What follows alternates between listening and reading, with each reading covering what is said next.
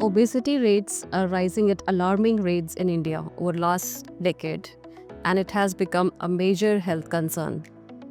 Hello everyone, I am Dr. Parjeet Kaur, Associate Director Endocrinology and Metabolism at Medanta Hospital. On the occasion of World Obesity Day, today I am going to discuss with you very important and crucial points about obesity. So let me tell you one thing, that obesity यानी कि जिसको मोटापा बोलते हैं, it's not just about body image, it's a serious health concern. इसको हम एक disease बोलते हैं क्योंकि ओबेसिटी की वजह से आगे चल के बहुत सारी डिजीज़ेस होने के चांसेस होते हैं। तो आइए तो पहले तो ये समझें कि हम मोटापा या ओबेसिटी किसको बोलते हैं, आर यू ओबीस और नॉट। तो उसके लिए हमारे पास कुछ क्राइटेरिया हैं, जिसमें से एक सबसे पहले हम बोलते हैं BMI क्राइटेरिया यानी कि बॉडी मास इंडेक्स। एक सिंपल इंडेक्स है जिसको हम कैलकुलेट करते हैं using your height and weight, जिसमें आपका वेट इन किलोग्राम हम डिवाइड करते हैं height in square in metres. अगर आपका BMI 23 के ऊपर है तो आप ओवरवेट हैं, 25 के ऊपर हैं तो ओबीस हैं। But in newer guidelines it has come that even at BMI of 23 you can be obese if you have a higher waist circumference. इसलिए BMI एक सिर्फ सिंगल क्राइटेरिया नहीं है। अगर आपका BMI नॉर्मल भी है, अगर आपकी वेस्ट सर्कमफ्रेंस ज़्यादा है यानी कि more than 90 centimetre in males and more than 80 centimetre in females, then again you are obese. और एक और क्राइटेरिया हम कई बार यूज़ करते हैं बॉडी कॉम्पोजिशन एनालिसिस, जिसमें कि अगर हमें हायर फैट परसेंटेज मिलता है तो भी हम उसको ओबेसिटी बोलते हैं।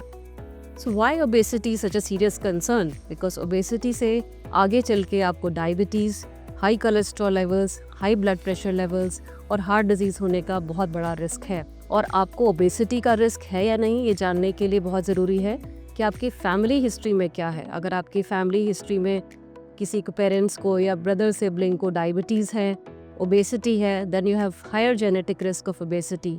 एट द सेम टाइम अगर आपका लाइफस्टाइल पुअर है, then again you are at very high risk of obesity. So how to combat that, how to prevent it and how to take care of obesity? सबसे पहले तो ये जाने क्या आपको ओबेसिटी है या नहीं। Second step is to get your self checked, gets your certain parameters, lab parameters, जैसे कि हम आपका ब्लड शुगर चेक करें, कोलेस्ट्रॉल लेवल्स चेक करें और कुछ हार्ट के पैरामीटर्स चेक करें, जिससे पता चले कि अगर आपको आगे चल के ज़्यादा हार्ट अटैक के चांसेस तो नहीं हैं। सेकेंड स्टेप इज़ कि हम लाइफस्टाइल मेजर से इसको ओबेसिटी को टैकल करें। लाइफस्टाइल का मतलब है अ वेरी हेल्दी डाइट, जिसमें कि हम कम्प्लीटली अवॉइड करें, और majority of the times we should avoid eating outside, avoid eating processed food, eat healthy home food and a balanced diet. I will advise not to go for any crash diet or any strict diet. Take small baby steps.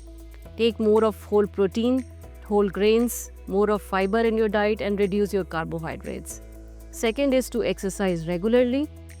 आप daily basis पे अपने 30 to 40 minutes की exercise ज़रूर करें, जिसमें एक brisk walking itself is a very good exercise. On top of that अगर आप कुछ स्ट्रेंथ ट्रेनिंग भी इंक्लूड कर पाएँ हफ्ते में 2 या 3 बार, उससे आपको एडिशनल बेनिफिट ज़रूर मिलेगा। And third and very important is the stress management and proper sleep. A good 8 hours of sleep is must, which can reduce your obesity rates as well as can reduce your weight as well. And stress management equally important है। And now we have advancement in the terms of therapies also. हमारे पास आजकल नई दवाइयाँ आई हैं जो आपकी मदद कर सकती हैं। अगर आपका खुद लाइफस्टाइल चेंजेस से वेट नहीं कम हो पा रहा है, do consult your endocrinologist, get yourself checked and get the help of these newer medicines to lose weight. So my final message is stay healthy, take lifestyle measures properly and beat obesity. Thank you.